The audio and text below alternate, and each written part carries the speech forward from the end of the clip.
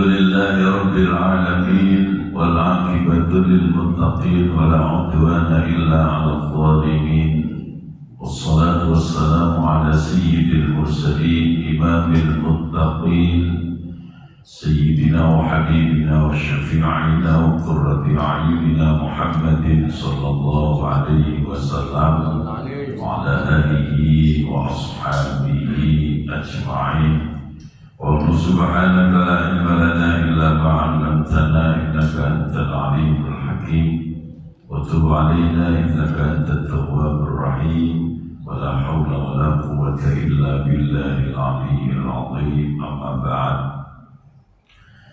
Bapak Ibu para jemaah salat subuh Masjid Al-Islah yang dirahmati oleh Allah Subhanahu wa taala, marilah di kesempatan pagi yang berbahagia ini, pagi yang penuh berkah ini, bersama-sama kita hadirkan kembali rasa syukur kita kehadiran Allah Subhanahu wa taala atas segala anugerah dan kenikmatan yang Allah berikan kepada kita.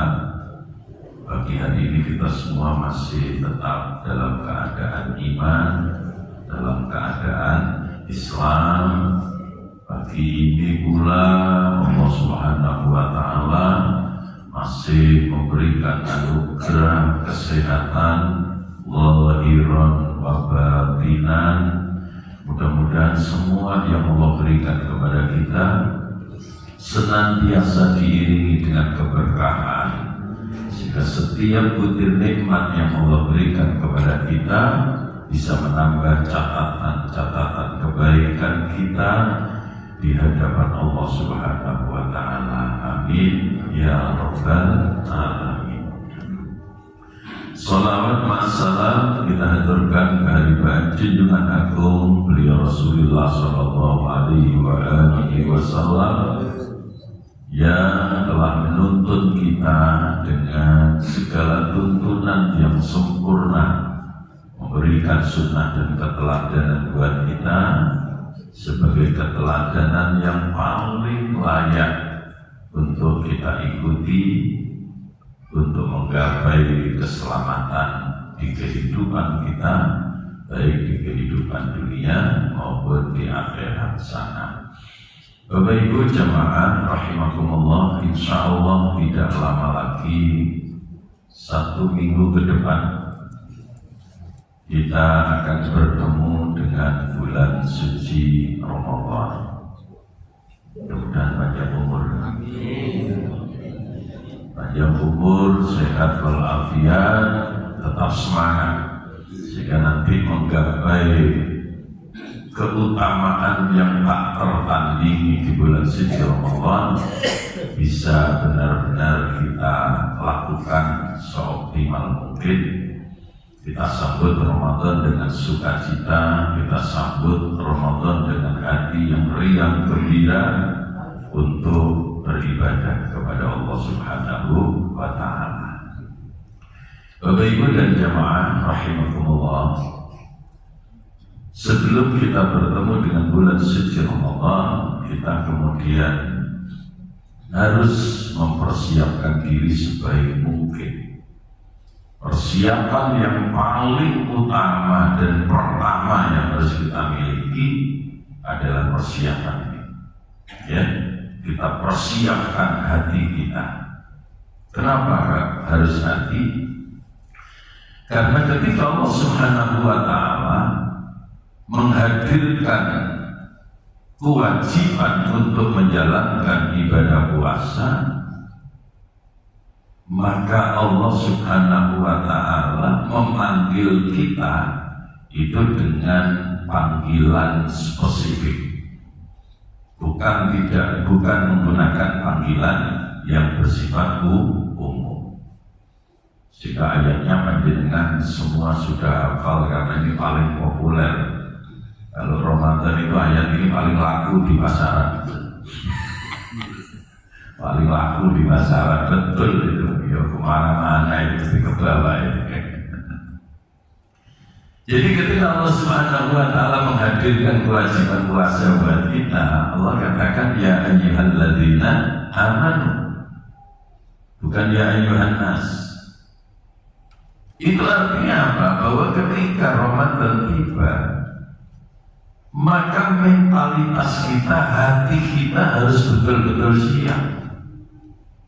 Sebelum ibadah puasa itu kita lakukan, agar puasa kita menjadi puasa yang berkualitas, mau tidak mau, bisa tidak bisa, harus tetap berupaya mengkondisikan hati kita agar iman itu tetap berada di dalamnya.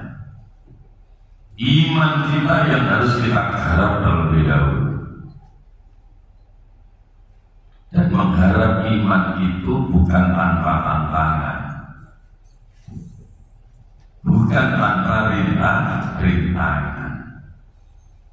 Setiap saat kita selalu berhadapan dengan tantangan, rintangan, godaan yang menghalang-halangi kita dalam melakukan kebaikan-kebaikan.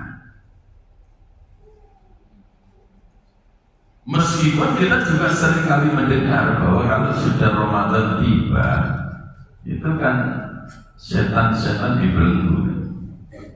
Ya, setan-setan dibelenggu. Yang jadi problem, setan yang mana? Yang dibelenggu itu setan yang mana? Jangan-jangan yang dibelenggu itu setan yang ada di sebelah. Sementara setan yang ada dalam diri kita masih berkeliaran, masih bergentayangan dan menari-nari seenaknya di dalam hati kita, sehingga kita tidak mampu mengoptimalkan kebaikan-kebaikan kita saat kita diberi kesempatan bertemu dengan bulan suci Ramadan. Karena itu saya ingin mengajak panjenengan semua bareng-bareng kenalan dengan setan. Biar tahu setan itu sesungguhnya apa sih? Setan itu sesungguhnya siapa? Nah, kemarin saya dikasih tahu sama Haji Naim. Ya, barangkali perlu laptop, perlu tayangan. Nah, terus aku berhubung nggak usah. Berhubung belum disiapkan, ya udah apa nyantai aja. Saya mikir kalau ada tayangan berarti saya kerja ngaji, tapi ngasih kuliah. Kan modelnya beda ya. Kita seringkali membayangkan setan itu yang kayak apa sih? Ya, setan itu yang kayak apa? Kadang-kadang kita bayangkan setan itu kayak yang ada di sinetron. Ya. Atau kita bayangkan setan itu seperti yang ada di film-film Cina itu. Ya. Atau kita bayangkan setan itu yang kayak apa dan sebagainya. Sesungguhnya bayangan-bayangan kita itu hanyalah sebuah ilustrasi yang sama sekali tidak sesuai, tidak cocok dengan apa yang disampaikan oleh Allah di dalam Al-Quran maupun yang diceritakan oleh Rasulullah SAW. Karena itu saya ingin ngajak ini tadi, kita bareng-bareng kenalan. Kalau sudah kenal itu kan tahu. Kalau sudah tahu, kita bisa mengambil sikap. Begitu kita kenal, tahu sopo iku ngomong sojo-sojo aja dimarahi lain hari ini. Karena sudah tahu. Kalau kita nggak tahu, ya kita ngumpul aja nggak tahunya. Kita kemudian menyesal, wah tiba itu kan nggak enak. Ketika kita sudah tahu, kita sudah kenal, wah kita dekat. Karena sudah tahu, maka tahu itu menjadi penting. Ya, kenal itu juga menjadi penting. Kalau ada orang yang seringkali bilang tak kenal maka tak sayang, itu bisa dibalik. Bisa dibalik, tak kenal maka tak benci. Karena bisa-bisa saja orang semakin kenal semakin sayang, bisa juga semakin kenal semakin benci, semakin tidak suka karena kenal. Kalau nggak kenal ya repot, karena masih dibayang-bayang. Nah ini. Nah Bapak Ibu jemaah rahimakumullah, kalau kita telah menurut bahasa, syaitan itu berasal dari kata syakona. Apa itu? Itu artinya menentang, menyalahi, kemudian jauh. Boleh dibuka di kamus bahasa Arab. Ya. Jadi kata setan itu berasal dari kata syakona yang artinya menentang, menyalahi. Maka siapapun yang suka menentang kepada Allah, maka itu juga termasuk bagian dari setan. Siapapun yang suka menyalahi apa yang sudah digariskan oleh Allah, maka tanpa sadar ia pun termasuk bagian dari apa yang disebut dengan setan. Maka yuk bareng-bareng gerayai jitoke dewe. Seringkali kan saya guyoni, nggak usah gerayai jitoke wong, mudah tukaran, jitoke dewe gerayai. Kalau kita mengaku aku ini manusia, tanyakan pada diri kita, layakkah kita disebut sebagai manusia? Oke, secara fisik kita memang manusia, tapi bagaimana sikap kita, karakter kita, perilaku kita, apakah masih layak kita disebut sebagai manusia? Loh, ini pasang masjid ini menusuk tenanan. Benar gimana? Nah, pasti masjid ini yakin, aku yakin menusuk tenanan. Tapi kalau ada sesuatu jomblo koknya, jomblo lambi, ya, wes kadung melungsungi.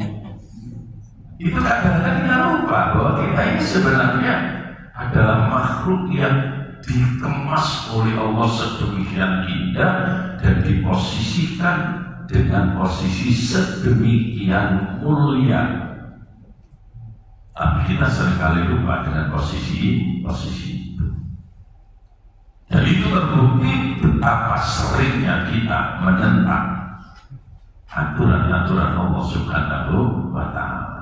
Betapa seringnya kita menyalahi hukum-hukum yang telah digariskan oleh Allah Subhanahu wa Ta'ala. Ning Pak Baleni iki nggo grayai citoke dhewe, ora usah grayai citoke wong liya. Kalau mau menjustis, ini justifikasi untuk diri kita sendiri, jangan pernah menjustifikasi orang lain. Penting kita gariskan, karena zaman akhir ini banyak orang yang suka menjustis orang lain, tapi dia lupa seharusnya dia harus menjustifikasi dirinya sendiri. Ya, makanya ketika orang menuding orang, itu pada dasarnya dia lebih banyak menuding dirinya sendiri. Karena ketika seseorang menuding satu orang lain, maka jari kita yang menghadap ke orang yang kita tuding cuma satu, tapi yang menghadap diri kita sendiri jumlahnya 3. Terus di situ gak jelas. Kan di situ gak jelas ada beda. Kan gini, ya, sing ngadep wong situ, sing ngadep awake telu, di situ gak jelas. Ya, kan gak jelas sing ngadep ini, ya, begini kan. Ya, jadi seperti itu. Nah, kemudian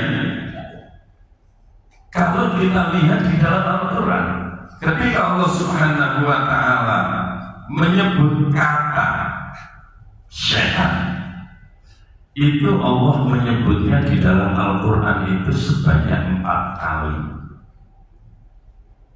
Sebanyak 4 kali. Syaitan itu syaiton itu disebut 4 kali. Nek ra ngandel itu mendiri sumber dia. Allah Subhanahu wa ta'ala menyebut kata asyaiton itu sebanyak 83 kali. Jadi syaiton yang tanpa alif lam itu cuma 4 kali. Tapi syaitan yang menggunakan alif lam itu disebut oleh Al-Quran sebanyak 83 kali. Ketika Allah Subhanahu wa ta'ala menyebut bentuk jamaknya setan dengan syayatin, itu cuma 1 kali. Cuma satu kali. Tapi ketika menggunakan alif lam asyayatin itu sebanyak 13 kali. Coro diringkas 4 ditambah 8 tambah 1 tambah 13 itu ngedewit.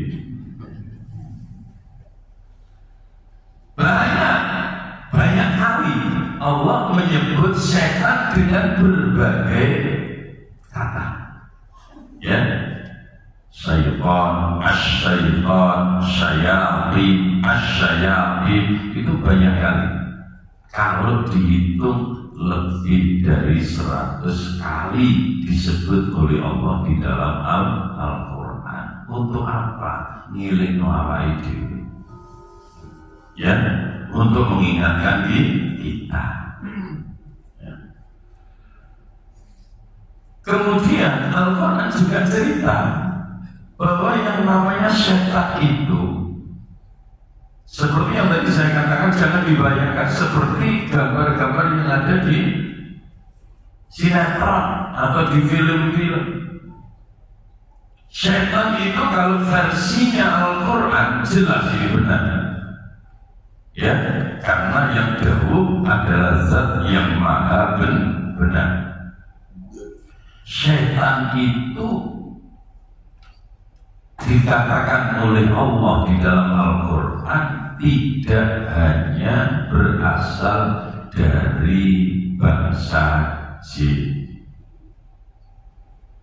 tapi setan itu juga ada yang berasal dari manusia.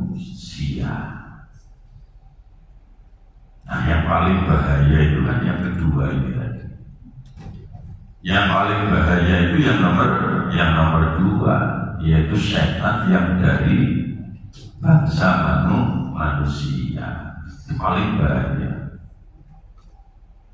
Sehingga kalau awal tadi saya katakan bahwa di bulan Ramadan setan dibelenggu, makanya tidak salah kalau saya tanya, setan yang mana dulu?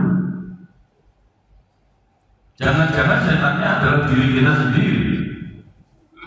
Karena setan itu ada yang berasal dari bangsa jin, ada yang berasal dari bangsa manusia.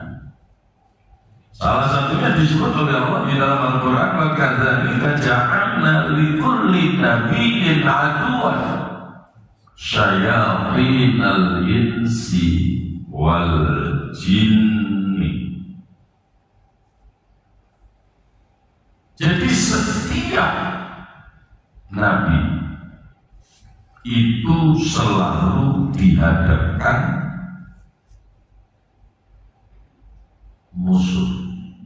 Setiap nabi itu selalu dihadapkan musuh. Nah, musuh-musuh nabi itu disebut syayatin. Musuh-musuh para nabi itu disebut syayatin. Setan yang kayak apa?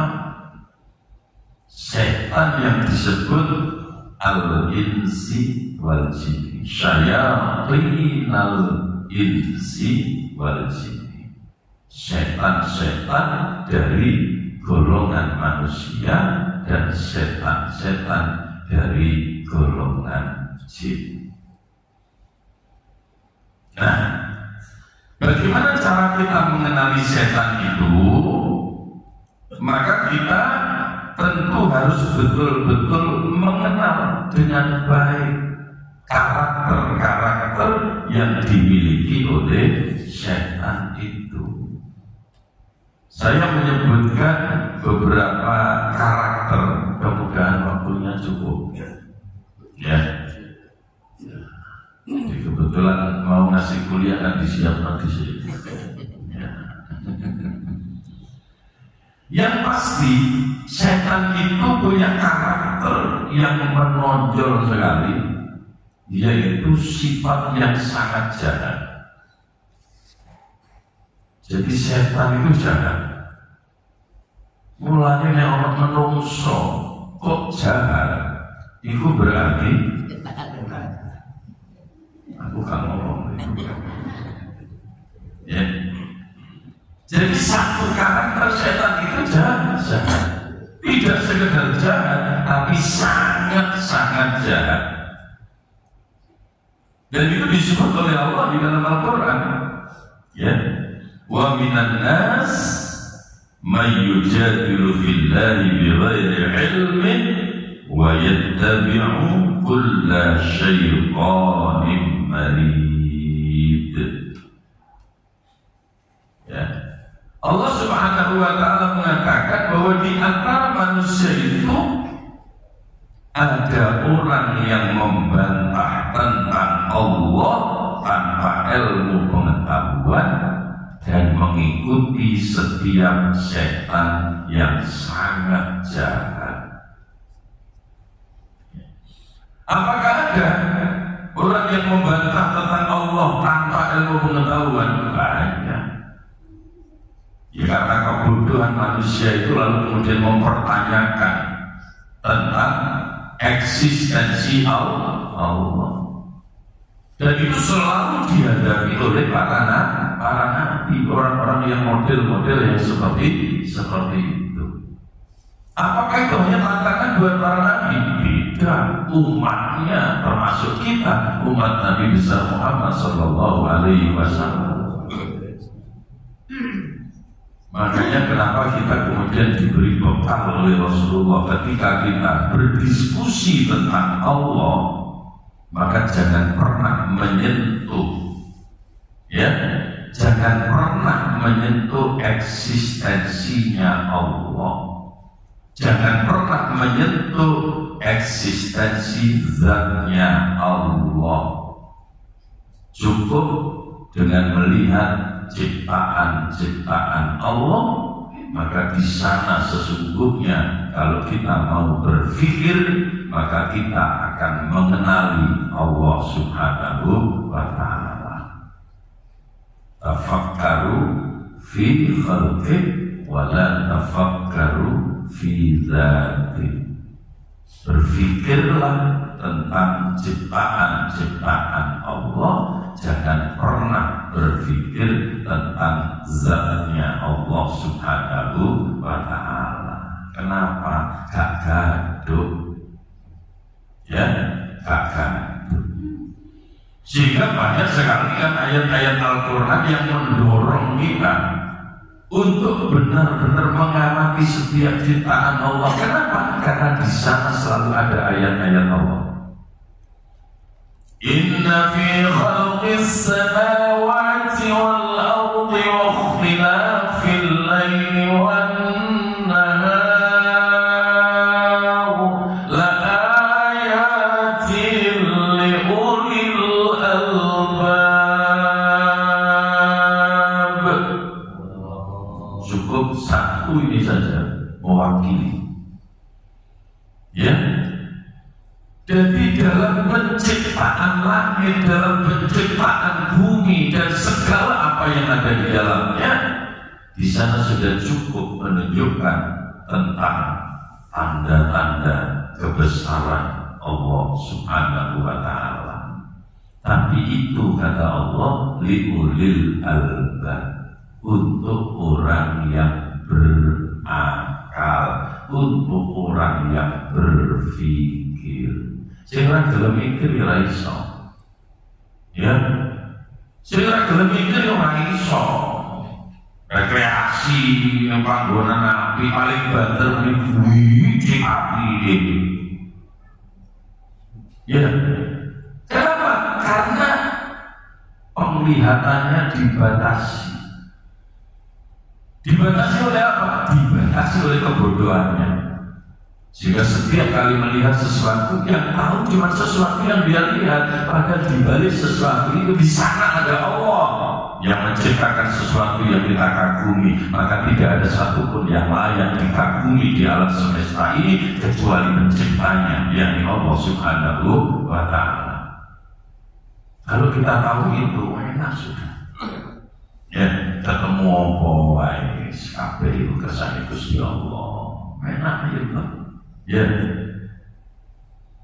sampai ketemu barang sing menurut sampean elek, gak usah delok eleke. Piye-piye iku kabeh ya tetep kersane Gusti Allah. Maka orang yang menghina sesuatu yang dianggap jelek itu tak ubahnya seperti menghina Allah, karena yang menciptakan itu adalah Allah.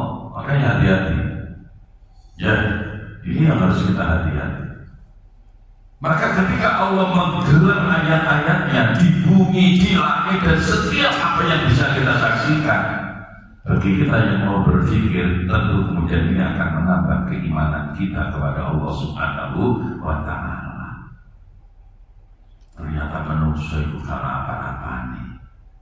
Ya, tidak usah ada delok langit. Ya, sampai ke segoro ae. Melaku tutup tengah, gak ketok. Ya, kecil. Mulu kadang-kadang isi kok bermelaku nggak bareng. Ya, padahal melaku nggak itu bahaya, pakai pas hujan. Itu ini pun, kau sedangkan. Karena apa? Karena memang tidak ada satupun yang bisa kita banggakan. Kita mau bangga dengan apa? Kita mau bangga dengan harta kita. Milik siapa? Itu miliknya Allah. Kita mau bangga dengan ilmu kita. Ilmunya siapa? Ilmunya Allah. Makanya kan sering kali para ustaz, para mubalik, para kiai itu kalau memulai mengqaddimah ngaji itu sering kali nyebut ayat itu. Allah subhanaka la ilma lana illa ma 'allamtana. Menungso apa sih bodoh wis. Tidak ada ilmu secuil pun yang ada pada diri manusia kecuali Allah yang menghendaki untuk memberikan ilmu itu kepada manusia. Maka lalu kemudian saat Allah memberikan kita menjadi orang yang pandai, terus bangga dengan kepandaiannya. Ilmu ini sopo bangga nunggu kalian duwe dong. Ya. Kalau di antara kita ada orang yang pangkat, ada orang yang punya jabatan, kayak sopo. Cuma sekedar di TV wae kok. Kadang-kadang yang orang lucu kalau menungso itu ya. Mau titipan kok direbut, padahal titipan kan berat. Iya tak? Sampean orang tonggoni jangi lungo 10 dino sesuai nih umroh. Terus sampean dipasrahi Jiji, aku titip sih. Iki barangku tak tinggal sih, titip mau sampean. Satu urunan, ya dong. Kenapa? Karena merasa ini amanah yang harus dijaga. Umumnya ada sih di mobil, di mobil sih tahun 80 sih tadi itu sampai. Yo itu mana sih begini? Apa pegawaian malah? Iya dong. Kadang lucu kan manusia. Kalau kita seandainya di mobil semacam itu kan kita akan merasa berat. Tapi kenapa kita kemudian sekarang malah berebut titipan Allah? Itu kan lucu dong. Oh bener-bener menungso. Apa? Zuluman jahula. Wis dolek goblok bisa. Ini bukan saya cuma nerjemah notok. Loh iya kan Al-Quran kan bilang begitu. Akan al-insanu zuluman jahula. Menungso itu dolek kata balik tak enak dong. Nah seperti itu ya. Nah Bapak Ibu jemaah rahimakumullah, maka pengenalan kita yang pertama kali harus kita sadari bahwa setan itu sangat jahat sekali. Apakah berhenti sampai di sana? Tidak. Setan punya strategi untuk bisa menghancurkan mentalitas manusia. Dengan apa? Dengan menakut-nakuti manusia dengan kemiskinan. Setan itu menakut-nakuti manusia dengan kemiskinan, mendorong manusia pada kejahatan. Itu setan. Makanya ada ngomong urip ngaku iman nang Gusti Allah, kok ati duweni rumangsa di melarat, hati-hati. Ya, berarti kalau buat areke. Terus kalau buat areke. Lu kan jelas Al-Qur'an. Asy-syaitanu ya'idukumul faqra wa ya'murukum bil fahsya. Sing jenenge setan itu ya'idukumul faqra, selalu menakut-nakuti kita dengan kefakiran, dengan kemiskinan. Jadi sodako, duitmu, soalnya ke sodakoi, wono-wono. Ya. Lah, salahnya kadang yang begitu itu kan jelas suara setan. Lu jelas suara setan itu berbunyi dan bojo sampean. Bener. Ono panitia pembangunan masjid moro nyodorkan proposal. Sampai harus dunia satu kali bantu masjid dibangun, tak bantuin selalu juta. Kalau buangan juga duit. Tidak kalau hari ini piro selalu juta. Kakean goblok. Mau nemuin goblok jaga apa celana? Oh, nemuin ono ya? Ono enggak? Oh, ini loh. Masya Allah. Dan itu benar sekali. Dan memang itu maha benar Allah Subhanahu wa Ta'ala, bahwa setan itu tidak selalu dalam bentuk si bujune dhewe lho iso dadi setan. Anake kulo yo iso dadi setan. Tanggane yo iso dadi setan. Kanca sing luncang-luncung yo iso dadi setan. Ketika menghalangi kita melakukan kebaikan, jangan dilihat itu manusia, itulah sesungguhnya setan. Jangan dihiraukan. Jadi tidak selalu ada di dalam hati kita secara langsung, tapi boleh jadi lewat suara-suara orang lain. Lalu kemudian kita ngepil, iya, soalnya juta. Lumayan juga kayak tipe omah Asmono, ya, Masya Allah. Karena itu kemudian digandeng banyak merukum bil fahsya. Ketika sudah menakut-nakuti dengan kemiskinan, pasti selanjutnya akan mendorong kita pada kejahatan. Kejahatan apa? Kejahatan yang paling nyata di sana adalah kikir. Medit, gara-gara medit melarat, medit. Maka ini kalau duit itu gak usah digegem. Ya, Gusti gong ini doai mulu, alhamdulillah. Yes banyak mulu. Ya digegem ini bu, angel munculnya supaya angel segong ini. Nah ini ya, inilah mulu dilukas. Ya lah, harus bapak aja mulu. Gue harus mulu, tak kau mana? Percayalah, tak kau mana? Dan tak kau Gusti Allah. Maksudnya di Gusti Allah. Sampai balik dengan Gusti Allah, dibalik nama nasi lebih gede. Cuma kadang-kadang setan ini mosok. Ini kono bangkrut gara-gara kakek sotako. Itu mah katungon. Aku mulai cilik nanti sampai tua gak ono berita Pak Kaji asal suki malah bangkrut gara-gara kakean soda kok kamu ceritanya ya nggak ada ceritanya.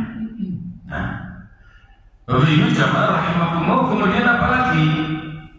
Setan itu selalu ingkar kepada Allah. Setan itu selalu ingkar kepada Allah. Dan itu juga disebut oleh Allah di dalam Al-Quran. Wa kana syaitan li rabbihi kafura. Sesungguhnya setan itu kepada Tuhannya selalu ingkar. Maka saya pernah cerita, apakah setan itu percaya bahwa Allah itu Tuhan? Sangat percaya. Sangat percaya. Setan itu tidak menuhankan yang lain. Dia tahu bahwa Tuhan itu ya cuma Allah, tidak ada yang lain. Makanya ketika manusia itu mengingkari Allah, itu sesungguhnya lebih jahat daripada setan. Mau setan saja ngakoni Gusti Allah itu pangeran. Diakui, cuma dia mengingkari apa yang diperintahkan oleh Allah Subhanahu wa Ta'ala. Diawali dengan nenek moyangnya dulu yang namanya Iblis. Kemudian yang keempat, setan itu selalu menjadi musuh buat kita orang-orang yang beriman. Setan itu menjadi musuh, selalu menjadi musuh buat orang-orang yang beriman. Maka Allah Subhanahu wa Ta'ala kemudian mengingatkan kepada kita, ketika Allah meminta kita menata keislaman kita dengan baik, maka di situ Allah kemudian mengingatkan, hati-hati loh ya, hati-hati. Kenapa? Di sana ada setan yang akan menghalangi kamu. Dan itu adalah musuh yang paling nyata. Ya ayyuhalladzina amanu udkhulu fis-silmi kaffah wa la tattabi'u khutuwatis syaitan innahu lakum aduwwun mubin.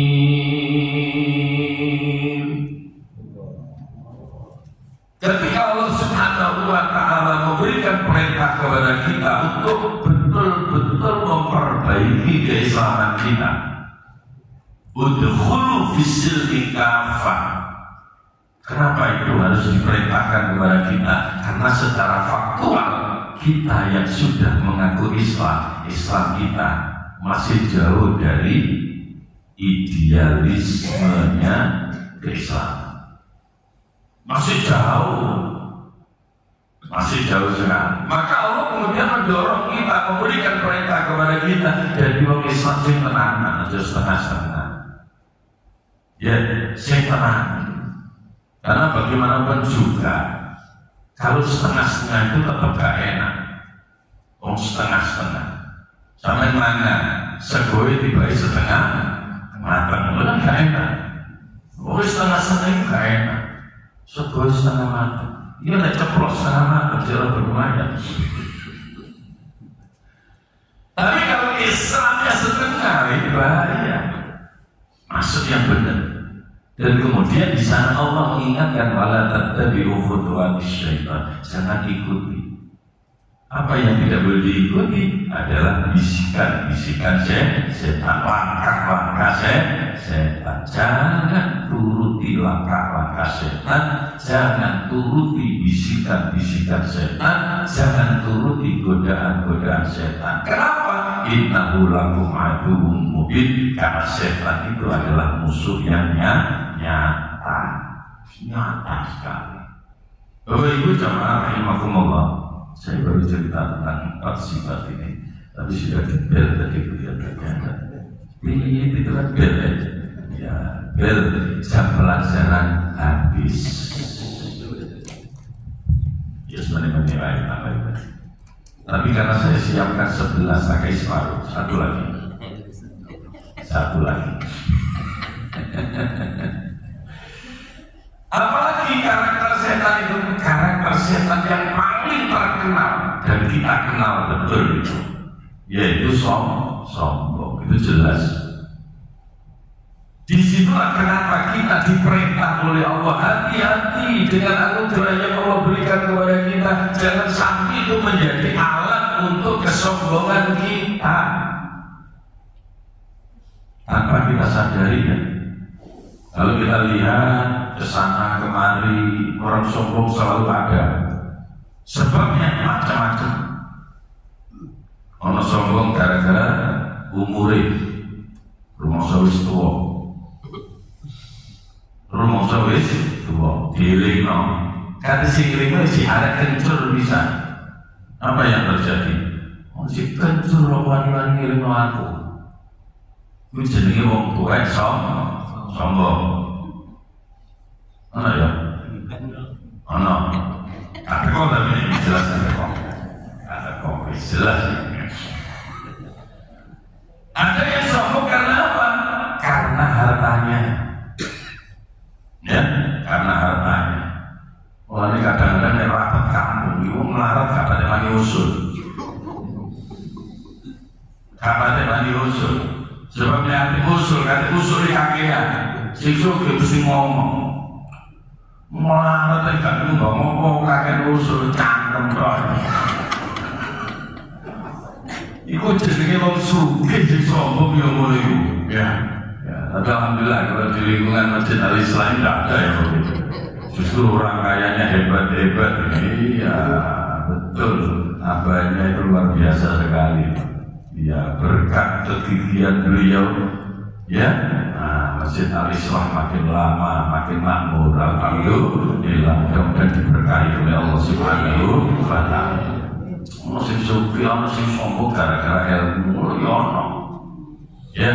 Gara-gara justru maksud duit ilmu, pemenang kadang bisa celuk ustaz, celuk kiai, kadang-kadang nggak sadar itu. Dimulai dari ujub terhadap dirinya sendiri, lalu akhirnya sombong. Ya, gampang tersinggung.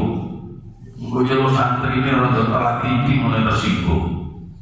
Celuk kiai yo, gak ganteng moro, santri kucuk yo aja. Nah itu justru kiai ini kucuk menunggu.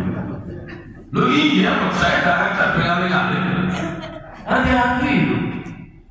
Makanya jadi ustaz, jadi kiai, jadi guru, jadi mubalik itu tidak mudah apa? Tidak mudah mengelola hati. Tidak mudah untuk mengelola hati.